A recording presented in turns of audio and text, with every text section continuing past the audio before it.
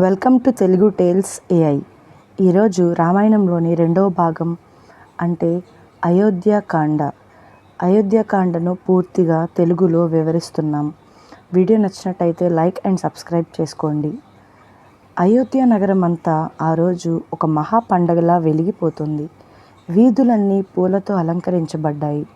దీపాల కాంతిలో రాజధాని మరింత అందంగా మెరిసింది. కాలగర్భంలోకి జారుతున్న ముసలివాడైన మహారాజు దశరథుడు తన జీవితంలోనే అత్యంత ముఖ్యమైన నిర్ణయాన్ని తీసుకున్నాడు. తన గారాల పట్టి సకల గుణాభిరాముడు, ధర్మానికి ప్రతిరూపమైన శ్రీరాముడిని యువరాజుగా పట్టాభిషేకం చేయాలని నిర్ణయించాడు. ఈ మహావార్త అయోధ్య ప్రజల హృదయాలను ఆనందంతో నింపింది.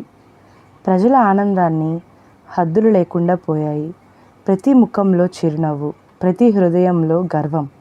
ధర్మమే రాజ్యంగా నిలిచే కాలం ఇప్పుడే ప్రారంభమవుతోంది. ఇది కేవలం పట్టాభిషేకం కాదు, ధర్మయుగానికి ఆరంభం.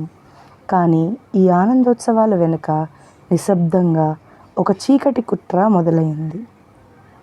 కైకేయి దాసి అయిన మందర తన వంకర ఆలోచనలతో కైకేయి వద్దకు వెళ్ళింది.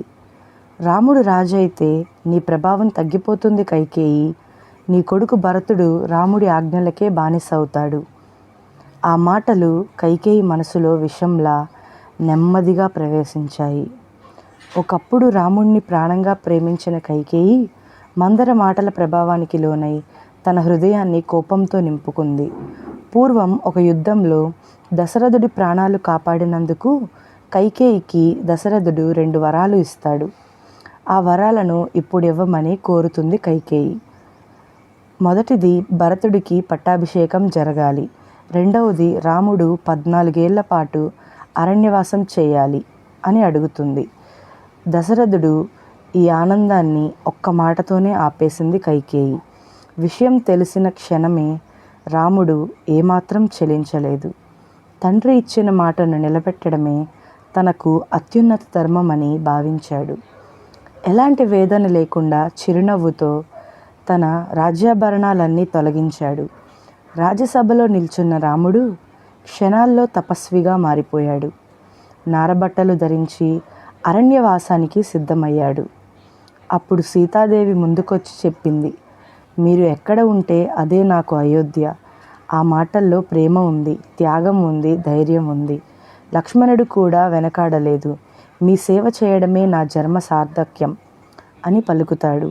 అలా ధర్మానికి ప్రతీకగా నిలిచిన రాముడి వెంట సీతా లక్ష్మణులు అడవి బాట పట్టారు. ఆ క్షణంలో అయోధ్య రాజభవనం కాదు, అరణ్యమే పరమ పవిత్ర స్థలంగా మారుతుంది. అయోధ్య నగరం అంతా శోకంలో మునిగిపోయింది. తమ ప్రాణప్రదమైన రాముడు అడవులకు వెళ్ళిపోతున్నాడనే వార్తతో ప్రజల హృదయాలు విరిగిపోయాయి. రాముడి రథం ముందుకు సాగుతుంటే వేలాది మంది కన్నీళ్లతో అతని వెనుక పరుగులు తీశారు. రామా, మమ్మల్ని విడిచిపెట్టి వెళ్ళొద్దు అనే ఆర్తనాదాలు ఆకాశాన్ని తాకాయి. స్త్రీలు, పురుషులు, వృద్ధులు, చిన్నపిల్లలు అందరి కళ్ళల్లో ఒకే బాధ, ఒకే శోకం. ధర్మాన్ని కాపాడేందుకు నవ్వుతూ అడుగులు వేస్తున్న రాముడు ప్రజల బాధను చూసి లోపల కన్నీళ్లు దాచుకున్నాడు. ఆ క్షణంలో అయోధ్య అంతా ఒక నగరంలా కాదు, కన్నీళ్లతో నిండిన శోక సముద్రంలా మారిపోయింది. అడవి మార్గంలో ముందుకు సాగుతున్న శ్రీరాముడు శృంగిబేరపురం అనే గ్రామానికి చేరుకున్నాడు. అక్కడ నిషాదరాజైన గుహుడు తన ప్రాణ స్నేహితుడైన రాముణ్ణి చూసి ఆనందంతో పాటు వేదనతో కన్నీరు పెట్టుకుంటాడు. రాజ్యాన్ని వదిలి ధర్మ మార్గంలో నడుస్తున్న రాముడిని, అతని కష్టాన్ని చూసి గుహుడి హృదయం కలిచిపోయింది. నీతో పాటు ఉండటం నా భాగ్యం రామా అంటూ భక్తితో రాముడికి సేవ చేశాడు గుహుడు. తన స్నేహితుడిని సాయం తీసుకొని శ్రీరాముడు, సీత, లక్ష్మణుడు పవిత్రమైన గంగానది దాటి చిత్రకూట పర్వతానికి చేరుకుంటారు. అక్కడే రాముడి వనవాస జీవితం ప్రారంభమైంది. ధర్మానికి నిలువెత్తు రూపమైన శ్రీరాముని కథ యుగయుగాలు పాటు మన హృదయాల్లో నిలిచిపోతుంది. అయోధ్య మహానగరంలో శోకం అలుముకుంది.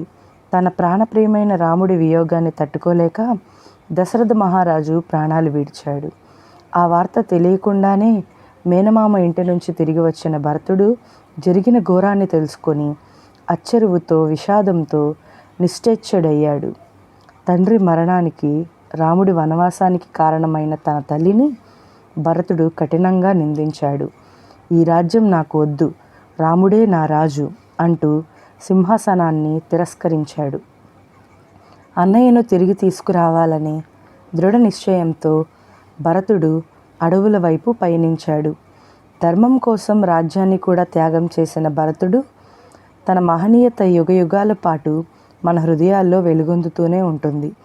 చిత్రకూట అరణ్యంలో అన్నయ్యని, రాముణ్ణి చూసిన భరతుడు ఆ క్షణంలోనే కళ్ళల్లో కన్నీళ్లు పెట్టుకున్నాడు. అన్నయ్య, నువ్వే మా రాజువి, అయోధ్య నీకోసమే ఎదురు చూస్తోంది, వెంటనే తిరిగిరా అని చేతులు జోడించి అడుగుతాడు. కానీ రాముడు ఏమాత్రం చెలించలేదు. శాంతమైన స్వరంతో, తండ్రి ఇచ్చిన మాట నాకు రాజ్యానికి మించిన ధర్మం, ఆ మాట నిలబెట్టుకోవడానికే నేను అడవిలోనే ఉండాలి అని ఖరాఖండిగా చెప్పాడు. ఆ మాటలు విన్న భరతుడి హృదయం చీలిపోయింది. అప్పుడు భరతుడు రాముడి పాదుకలను భక్తితో శిరస్సుపై పెట్టుకొని, నువ్వు లేకపోయినా నీ పాదుకలే అయోధ్యను పాలిస్తాయి అని కన్నీళ్లతో చెప్పి అయోధ్యకు తిరిగి బయలుదేరాడు. అది రాజ్యం కోసం కాదు, ధర్మం కోసం చేసిన త్యాగం. రామాయణంలో భరతుడి భక్తికి నిలువెత్తు సాక్ష్యం.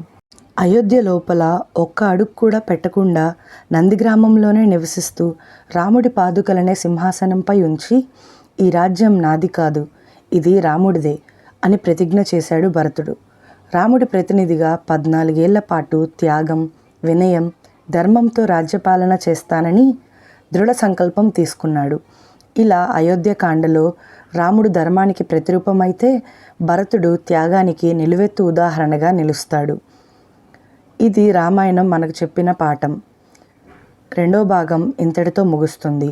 3వ భాగం వచ్చే వారం రిలీజ్ అవుతుంది. రామాయణాన్ని పిల్లలకి చూపించండి. లైక్, సబ్స్క్రైబ్ చేసుకోండి.